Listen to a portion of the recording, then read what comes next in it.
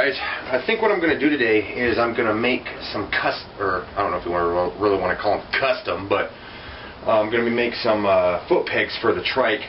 What I'm going to be using is some 1 inch by 1 inch angle iron and 1.5 inch square tubing, 0.095 wall thickness. Yeah, I'll show you what I'm going to be doing here. Okay, so what I first did here is I took this piece of cardboard and I cut a square that is 1.25 inches by 1.25 inches,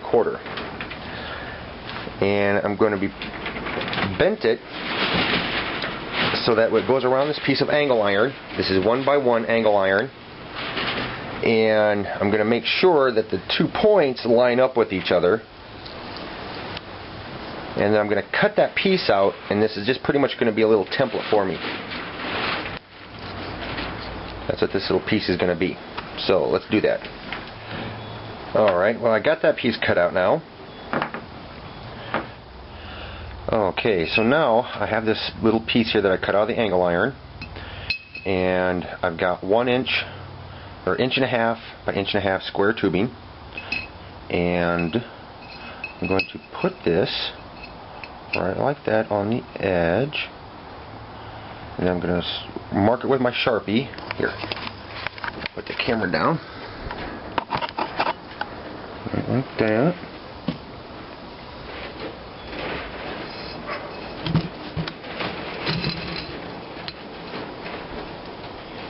We had some really creepy wind come through here today. For a Friday, it is surprisingly quiet out here, outside. And I don't quite understand it.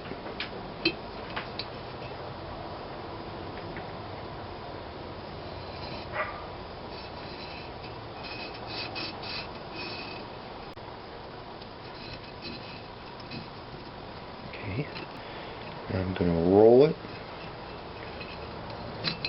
this side here. Now this distance that you see right here to right here, that is 3/4 of an inch.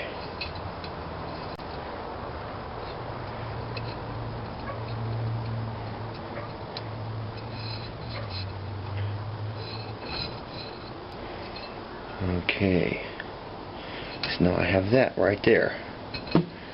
Now, these points, now I'm going to measure over another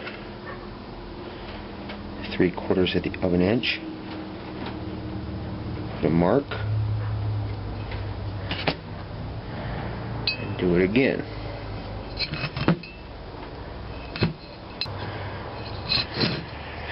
And I'll just do another one here. 3/4 of an inch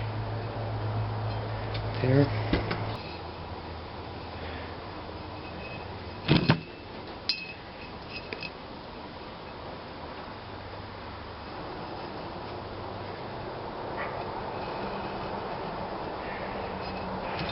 So it should look like something like that.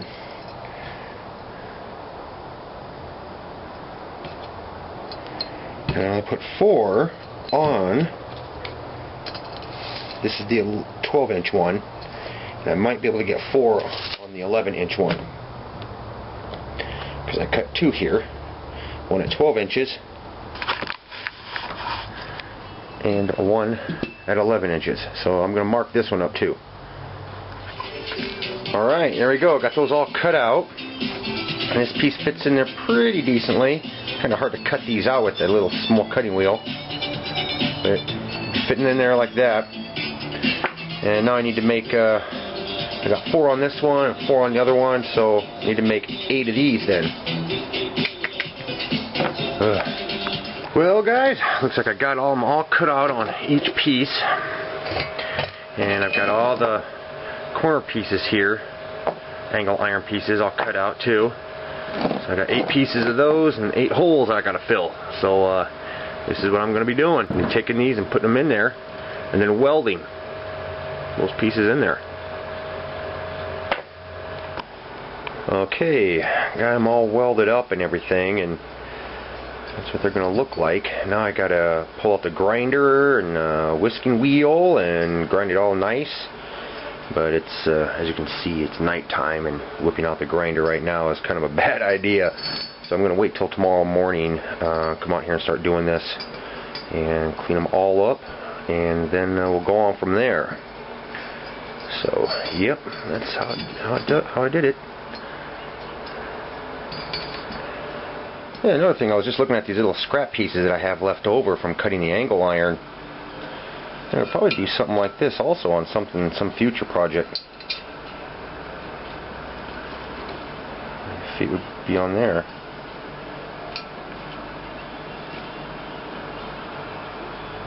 Huh, that's kind of neat. Weld straight across. Take the file to it. Of course, it'll be a little bit more difficult because since I've got these inside pieces right here, if I get weld splatter in there, that'd be hard as heck to clean out. So I couldn't make these look too pretty.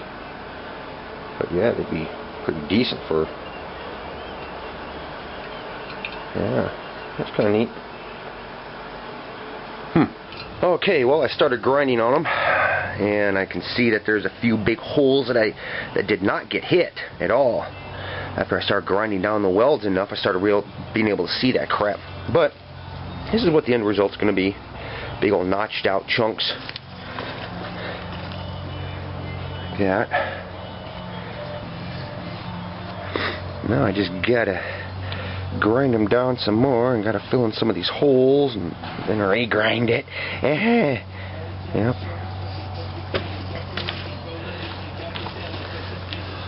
Damn, this stupid camera don't pick up crap when it comes to shiny stuff. It just shows up as a big old blotch. But anyways, yeah. Alright, so I'll keep plugging away at this.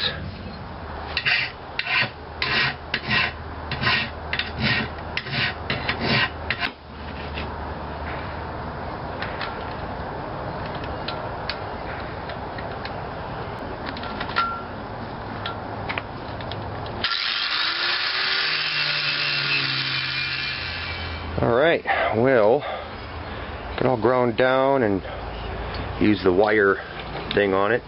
Actually, first what I did is I ground it down, then filed some of the stuff, and then I whipped out the wire wheel. Okay, yep, that's what we got right there. Got a few spots where there's pits where the weld didn't fill in.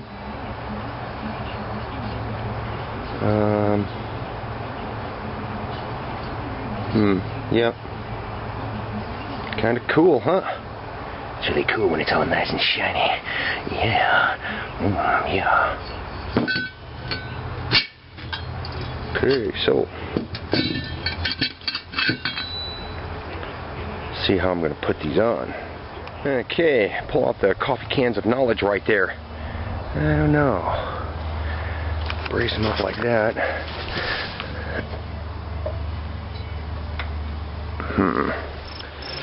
Okay, well, what I did now is I went and got a piece of 1 inch by 1 inch no, this is 1 1/4 inch. 1 1/4 inch will fit inside of the 1 1/2 inch. See, voila, like a glove. But anyways, so what I'm going to be doing is I'm going to be sticking these on like that, and they slide all the way up to the piece here.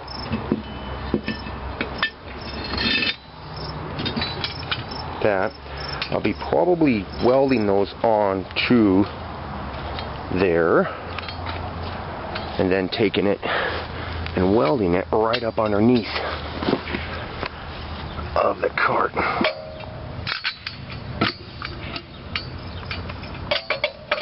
Like that. It'll be a little lower than normal, but yeah, that should work. Should work quite nice. Yeah. So since I'm going to be welding it underneath, now I can't weld it directly onto the side because the motor will get in the way, and on the other side it's the clutch. So, or at least the thing that I'm going to be putting on there that I haven't done yet. So, yep. So I'll be putting this, dropping it lower. So, because this will not weld onto there. Too damn close to the engine, and I don't like that. So I'm going to drop it down a little bit. I was thinking about, I wanted to make it so that would be adjustable, but that's just more crap I have to build onto the bottom of this thing, and I just don't want to do that.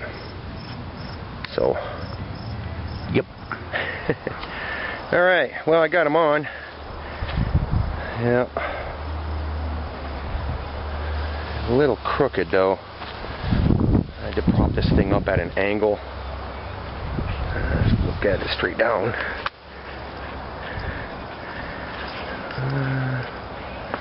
And this one here is a little kinked like this a little bit. Not entirely straight across. And once the welds, once the steel gets all well, or gets cool, then I'll put the end caps in. I got these little end caps that'll fit perfect with it.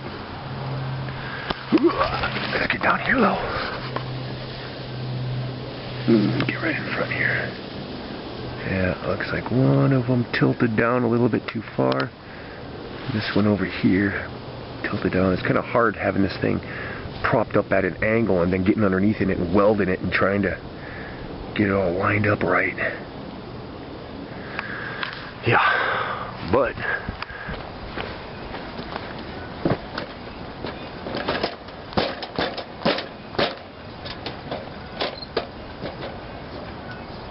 that's a little bit more comfortable. And they're nice and wide, so I can got some grip. Yeah, that's cool. And all these bars up front here, and just load trap up on front of them. I'll have to clean it up a little bit, but yeah, I'll be putting end caps in here. I've already got those inside. Simple black thing. Ooh. Okay. Yeah, I left the motor on and everything. I just welded it straight on. I don't think it's not going to hurt anything. The welder gets hella pretty hot too, so I'm not worried about that. And I was really careful. One thing that I don't like is that the brake master cylinder line goes up underneath this bar. It goes up. It goes down in between the engine and this bar. So I don't really like that too much, because when I go to take this off, I'll have to take all the bolts off of the engine, lift the engine up so I can get the master cylinder through there.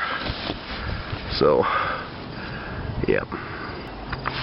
Okay. Well guys, there we go. That's my homemade foot pegs, or custom, or whatever you want to call them. But yeah, that's cool. They're a little bit harder to make than what I thought they would be. So I had to grind a lot of material off. But anyways, so post a comment, tell me what you guys think of these things. I'll be jumping on my next video here. Yeah, so if you want to try, if you've ever done any custom foot pegs or anything like that, post a video comment down below and let people see your work. So, alright, you guys take it easy, and thumbs up this video if you haven't already done so, and subscribe, and I'll see you guys later. Bye-bye.